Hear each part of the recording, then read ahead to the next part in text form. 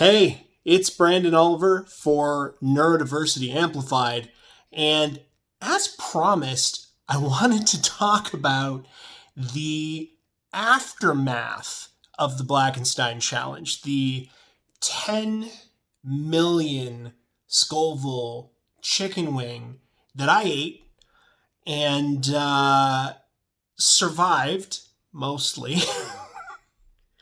And let me say first that this is, again, I think the hottest thing I've ever eaten. Also, the hottest thing I probably ever will eat. And I'm going to get into explaining why I love spicy food.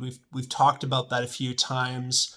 I'm a flavor seeker.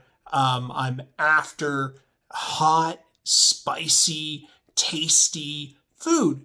And this was a delicious chicken wing. Don't get me wrong. It was really tasty. But I want to describe kind of what I went through and then talk about that pain and then relate that back to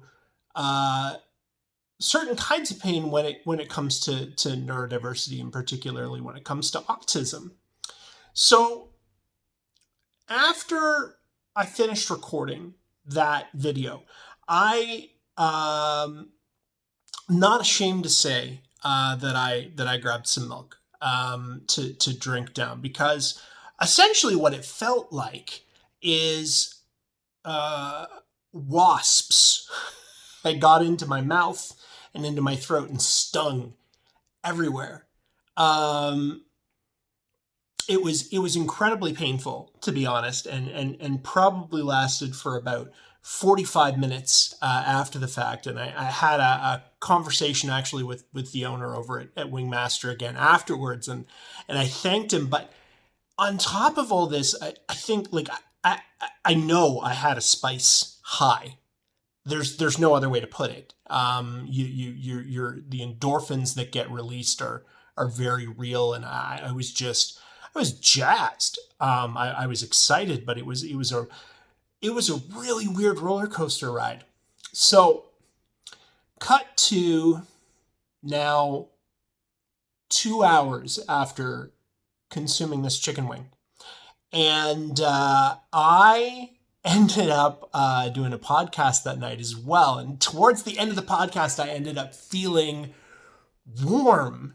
I felt really, really warm. I'm like, okay, so we wrap up the podcast. I'm like, well, maybe, I don't know, maybe it's just working its way through. Maybe I need to use the bathroom. So I went to the bathroom. And I mean, I'm not gonna share all the details. What I will tell you is that what happened, and again, the owner Trey warned me about the second wave. And the second wave is where, if you feel it in your mouth, it's when it reaches your stomach. We're not even talking about it when it leaves your body. We're just talking about it when it works its way down and gets to your stomach. Now, I made a horrible error. Some people might say I made more than one error, but I definitely made an error that day. I did not have enough food on my stomach from lunch earlier that day. I didn't really eat much throughout the day. Other than I had a bit of a snack before I went and got those wings, and then I ate those chicken wings before that, but that was all spicy food landing on my stomach directly. So that was a terrible idea.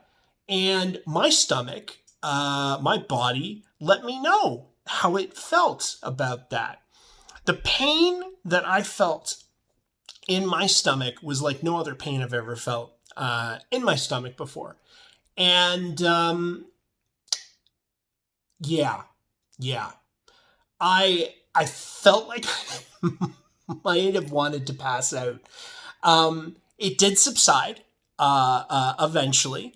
Again, I'm sparing all the details here, but what's important to note here is that even for seasoned spicy food eating people, you can get thrown a curveball. You can get caught off guard. Doesn't matter how much spicy food you've eaten. when you're dealing with something, when you're dealing with these extracts, that's why I wore the gloves. The gloves were super duper duper important, because if I had any of that sauce on my fingers, under my fingernails, I touched my face, I touched somebody else near their face, their eyes, anything like that, and it is immediate pain town. So when I say wear gloves, safety first, don't jump into eating ridiculously spicy food if you are not a seasoned veteran. I mean it. Like, it can cause some wild and crazy things. I think that Simpsons episode, actually, with the Guatemalan insanity pepper, where Homer eats that, can't eat it, and then coats his mouth with wax, and then it reaches his stomach anyways. Yeah, that's accurate. That's real. 100% real. So, pain, and I'll talk specifically about autism. There's a lot of things we could get into with neurodiversity, but the one thing I wanted to touch on, that's an interesting thing when it comes to sensory experiences, is pain.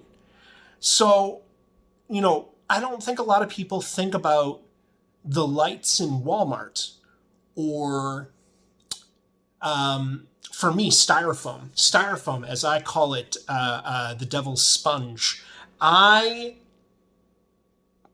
It's not even a hatred. It's my kryptonite. Styrofoam causes me physical pain to be around it. If it's moving, if I can hear it, even thinking about it too much. So I'm really focusing here on talking about this rather than thinking about it, because styrofoam has always caused me a physical pain, to the point where my son, he knows this. He will take care of styrofoam for me if a package comes. My wife will take care of the bigger boxes with pulling the styrofoam. Nope, can't finish that sentence. I can't finish that sentence because I'll start to think about it more. But I think it's important to note that, as with spicy food, not everybody experiences spicy food the same way. Some people can't handle a jalapeno, and I get that. I respect that. Pain, and the way that people experience pain based off of different sensory inputs, different verbal inputs, it can be different for everybody. So I guess going into the holiday season, lots of different lights and lots of different sounds.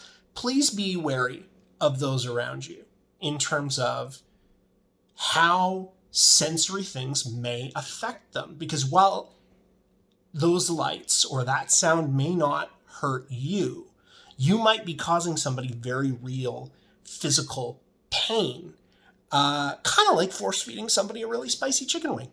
So be kind, be empathetic, and I gotta think about what next spicy thing I want to do will be, or if it's just going to be a weird food. Open to suggestions in the comments. If you are enjoying what you're hearing with Neurodiversity Amplified, love for you to leave a comment, like, subscribe, that whole, exchange. But hopefully you're learning something, and good night, folks.